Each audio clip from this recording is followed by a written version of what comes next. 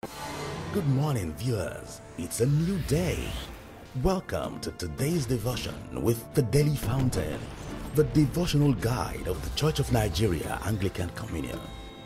Invite your family and friends. Get your Bible and your Daily Fountain manual while our devotional leader takes us on today's devotion.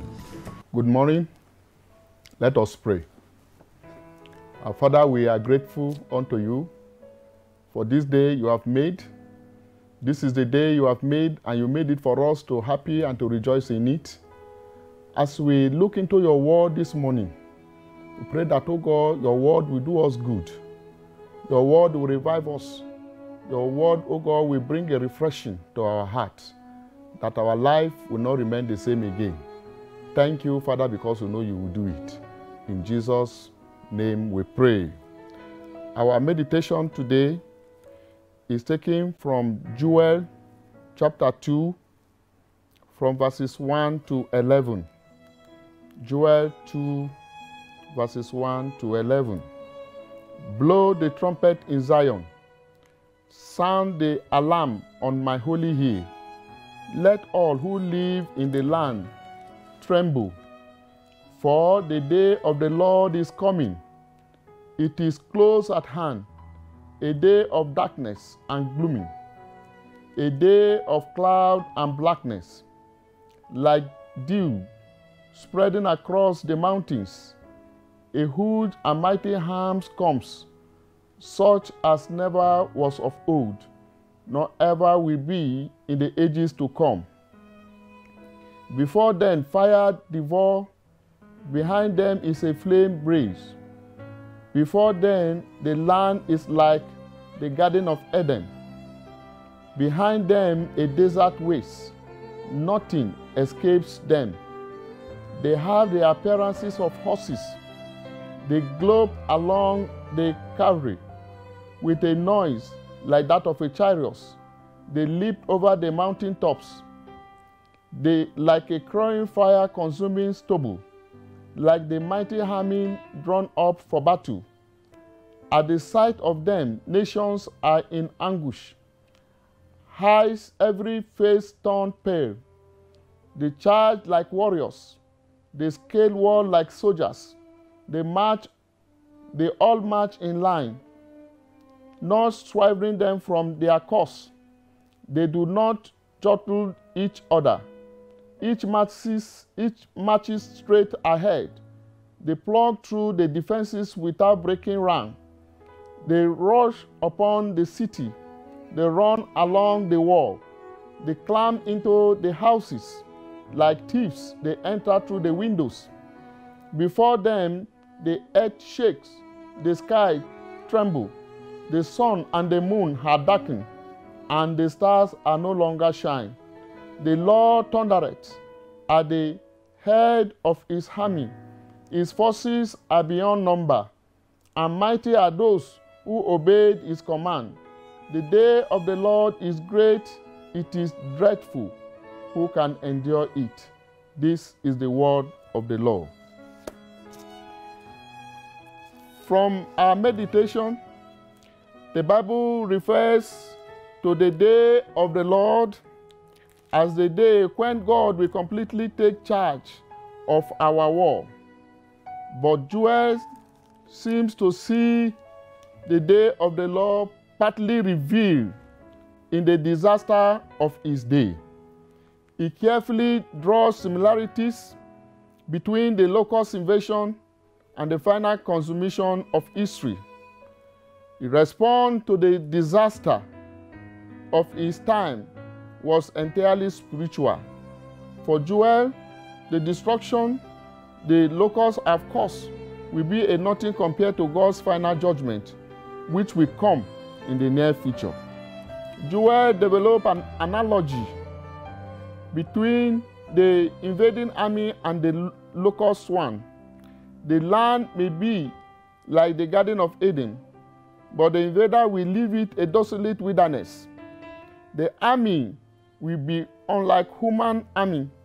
The earth and heaven will shake, and the sun, moon, and stars will be darkened. More than that, God himself will be the head of his terrible army. Dear child of God, the Lord is using everything around you today to synthesize and prepare you against the terrible day of judgment when there shall be no opportunity to repent.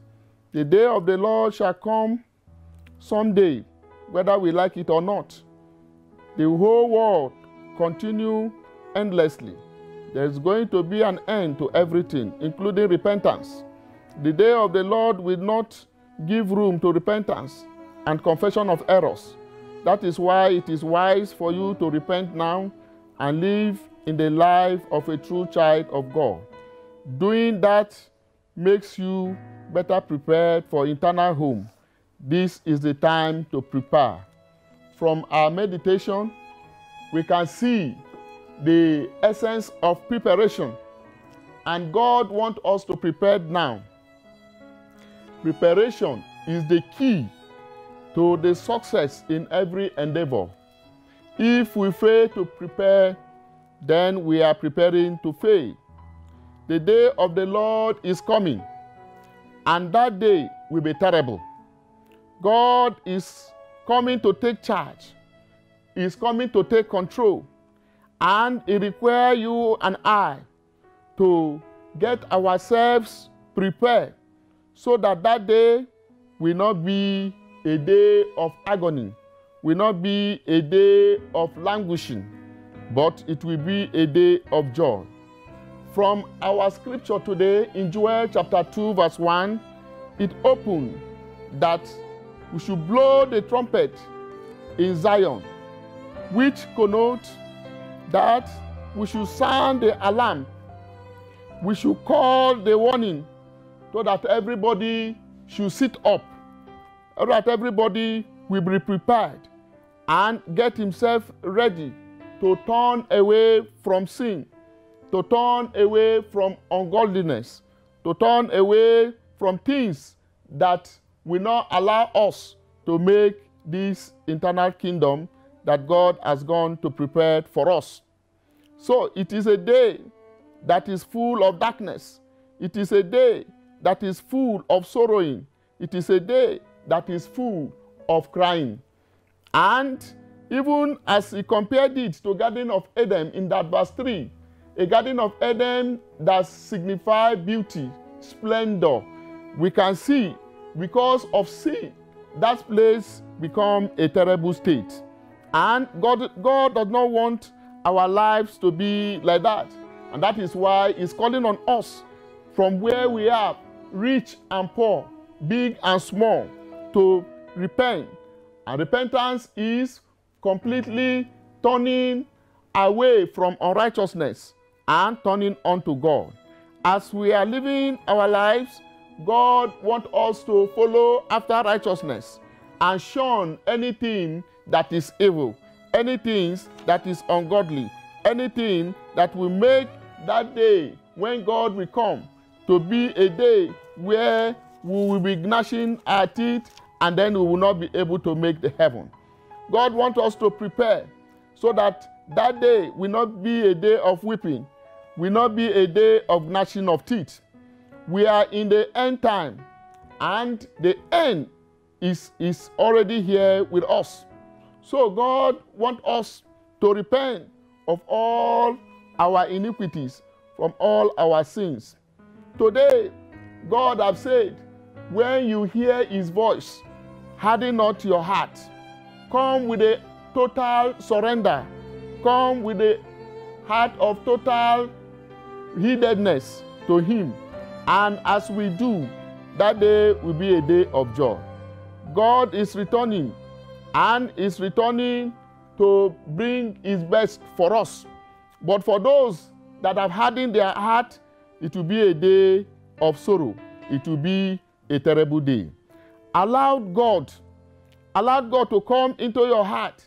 As he says in Revelation chapter 3, verse 20, that is always knocking at the door of your heart. Don't postpone it. Don't say that I don't have a need for this, that this one is for that person, is for that fellow. God is specifically speaking to you today to turn your heart to him. And as you turn your heart to him, he will come in and he will become your Lord, he will become your Savior. Time is not there. He said, when you hear his voice, don't postpone it, because your life is not in your hand. Time is running out, and we don't know when our lives will end. But as we completely obey this glaring call that God is calling today for us to prepare and amend our ways and turn back to him, we will be able to make the kingdom of God. What are the steps how we can able to prepare our way? One, we must able to obey him in totality, obey him with the whole of our heart. We must also able to walk in the footsteps of the Master. When you walk in the footsteps of the Master, there is no way you will able to go astray, so that when that terrible day comes, you will able to have joy, joy unspeakable and full of glory. It is my prayer today, as God is calling unto you and is calling unto us, that we should prepare to able to follow the path of righteousness, the path of holiness, the path of doing the right thing that will make us to have this eternal life. So it's my prayer that we will prepare, and God will touch us, that in all the things that we needed, that will make our preparation to become wholesome, our preparation to become tangible, to make us to able to inherit this eternal life.